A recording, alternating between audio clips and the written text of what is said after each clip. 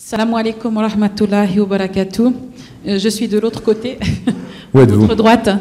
Salam alaikum. Voilà, ma question vient à la suite d'un constat que j'ai fait cette année par rapport à des événements qui sont organisés surtout en Suisse. En ayant plusieurs discussions avec des personnes qui tiennent des stands, avec des personnes qui font des conférences, on a remarqué un petit peu une dégradation de l'attirance des rencontres, des conférences et autres, sur le manque d'intérêt des personnes à se déplacer pour des événements, même pour des fêtes de l'Aïd aussi. Et ma question était, comme vous avez beaucoup de participation, que ce soit même pas qu'en Suisse, est-ce que vous avez eu ce constat-là par rapport à cette année? Et est-ce que l'on doit, je ne sais pas, changer de formule, ou est-ce qu'on doit simplement persister en se disant que c'est une année qui est un peu creuse et que les autres années, les gens vont revenir pour s'intéresser à des conférences, à des sujets de religion? Ou alors est-ce qu'on doit changer de formule en essayant de trouver autre chose, surtout pas des mariages ou des fêtes, mais une autre façon de faire, des tables rondes ou autres? Voilà ma question.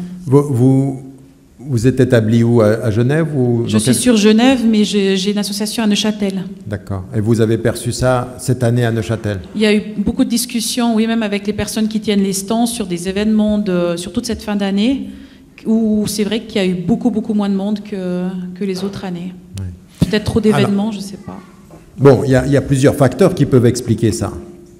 Il y a des facteurs... Bon, déjà, au-delà du fait de la Suisse, et je ne pense pas que la Suisse soit touchée au premier chef par cela, mais au-delà des faits, il y a une telle atmosphère, et il y a eu une telle, par exemple, que ce soit en Allemagne, ou que ce soit en Grande-Bretagne, ou que ce soit en France, l'atmosphère est telle que ça a fait même peur à un certain nombre de personnes, puis il y a des diminutions. Par exemple, que ce soit la rencontre des musulmans de France au Bourget ou la rencontre des musulmans des États-Unis à Esna, où j'étais aux deux, il y a une diminution de la présence qui tient au fait de l'atmosphère, qui tient au fait de la présence, de la pression, qui vient même au fait des renseignements, c'est-à-dire de ceux qui sont... Donc ça peut exister aussi.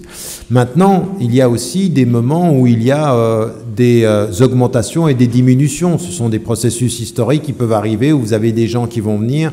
Parfois, c'est tout à fait étonnant, c'est-à-dire que c'est justement quand il y a une pression opposée que finalement les musulmans se réveillent. Donc il y a eu des moments donnés, c'est justement quand il y avait des attaques médiatiques que les musulmans se réveillent. Et puis à des moments donnés, il y a une espèce d'atmosphère générale négative, et puis les gens n'ont pas forcément envie de s'exposer. Ça nous amène à quoi? Ça nous amène à penser nos systèmes de communication avec la communauté ou les communautés d'un point de vue général. Alors l'idée qu'il faut qu'on fasse toujours la même chose, non. Il faut toujours se renouveler et toujours penser aussi, c'est ce que je disais tout à l'heure, le contexte, il doit aussi vous permettre de penser comment est-ce qu'on peut renouveler les choses.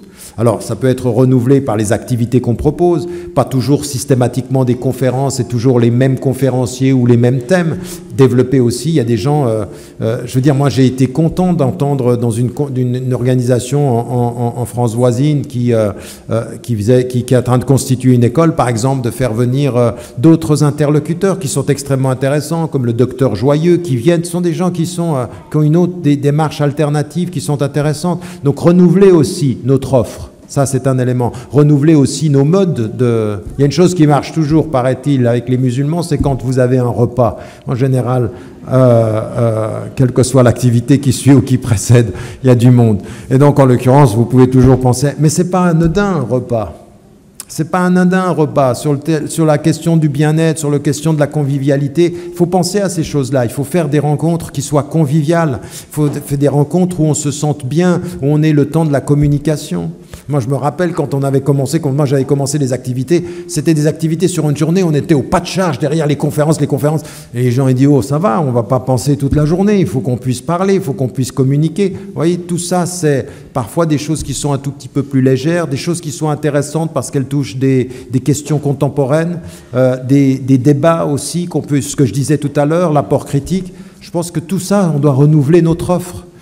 Vous savez, l'ijtihad, la réflexion autonome à partir des textes, elle n'est pas simplement juridique. Le concept, il est né dans le cadre du fiqh, de la jurisprudence. Mais quand vous avez une vision, il faut un ijtihad au niveau de la vision. Pour atteindre quel objectif? Comment est-ce que je vais pouvoir réfléchir à des moyens alternatifs d'aller vers le même objectif en fonction du contexte?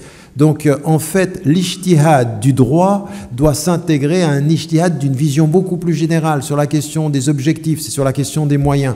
Et on ne fait pas suffisamment, on répète systématiquement. Comme ça a marché une année, ça va marcher tout le temps. Le monde est en train de changer partout. Je veux dire, aujourd'hui même, moi-même à des moments donnés, même sur certaines des conférences, vous prenez là maintenant, certaines des conférences, vous prenez un téléphone comme ça, vous le mettez ici, vous êtes en direct sur Facebook et ça passe à 40 000 personnes qui vous écoutent. Donc vous pouvez avoir 20 personnes à l'intérieur, mais c'est 40 000 personnes qui vous écoutent. Ça m'est arrivé 3 ou 4 fois d'avoir, au moment où vous parlez, 200 000 personnes qui vous écoutent. On est dans un autre ordre.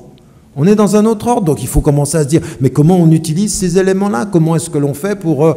parce que le but, qu'est-ce que c'est? C'est pas de compter les gens dans la salle, c'est de multiplier le message, l'écoute et la compréhension. Donc tout ça, c'est ce qu'on a à faire. Peut-être parfois même un petit groupe avec des moyens qui permettent de répercuter les choses, c'est-à-dire que vous enregistrez ce que vous faites, vous le mettez sur le réseau social, ça sort, puis voilà, vous étiez peut-être 20 dans la salle, mais au bout du compte, vous serez des milliers. Il faut penser à ça, les réseaux aujourd'hui alternatifs, c'est notre force. C'est aussi notre force, c'est-à-dire que vous voyez, parfois le serpent se mord la queue parce que les réseaux alternatifs, vous savez, vous entendez toutes les études qui sont faites sur Facebook ou qui sont faites sur Twitter ou qui sont faites sur les réseaux sociaux, c'est très négatif ce qui peut en sortir. Si nous ne savons pas utiliser le moyen, nous tombons dans les mêmes choses. Wallahu a'lam.